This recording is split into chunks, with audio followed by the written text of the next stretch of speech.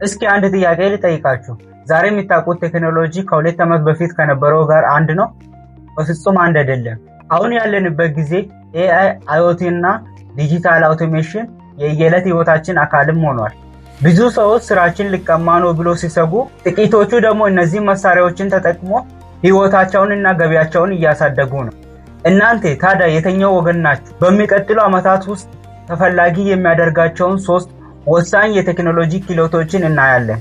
ዝም ብለን ጥቅማቸውን ብቻ ሳይሆን ከየት መጀመር እንዳለባችሁ፣ ምን መሰናክሎች እንደሚያጋጥማችሁና እኔ ራሴ የተጠቀምኩባቸው ተግባራዊ መረጃዎችን በተግባር እናያለን። እንኳን ወደ ቻናሌ በሰላም መጣችሁ። አሸናፊ ይባላለሁ።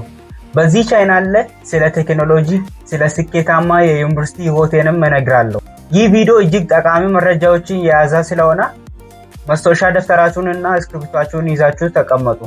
ለቻናሉ አዲስ ከሆናችሁ አሁን ሰብስክራይብ አድርጉ። ቪዲዮውን ላይክ በማድረግ ለሌሎች እንዲደርስም እርዱኝ። አሁን ቀጥታ ወደ መጀመሪያ ወሳኝ ክህሎት እናልፋለን። ብዙ ሰዎች ኮዲንግ መማር ያለባቸው የኮምፒውተር ሳይንስ ወይንም ደግሞ ኢንጂነሪንግ ተማሪዎች ብቻ ነው ብሎ ያስባሉ። ይህ ትልቅ ስህተት ነው።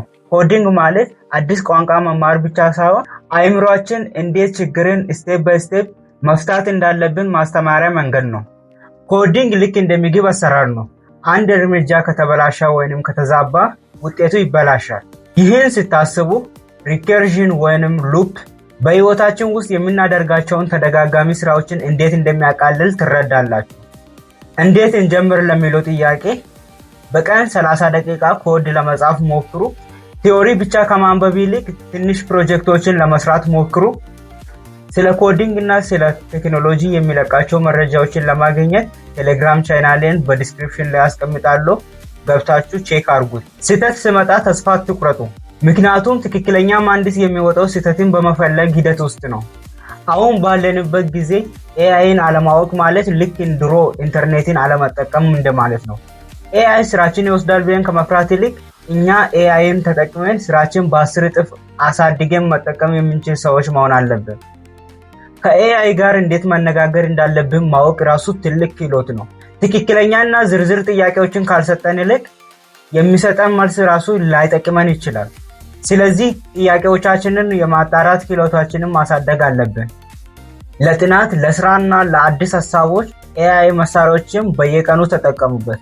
ነገር ግን ፍጹም ጥገኝነት እንዳይኖር የራሳችሁን ክህሎታችሁን ማዳበር እንዳትረሱ።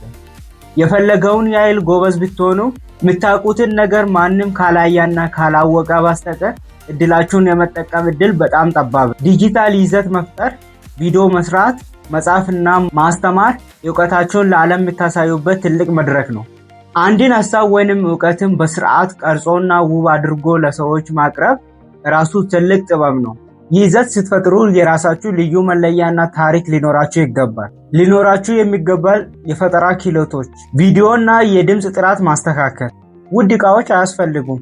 ባላችሁ ስልክና በተፈጥሮ ብርሃን መስራት ትችላላችሁ። ታሪክን የመተረክ ችሎታ፣ ሰውን በንግግር መሳብና ፍላጎትን መቀስቀስ።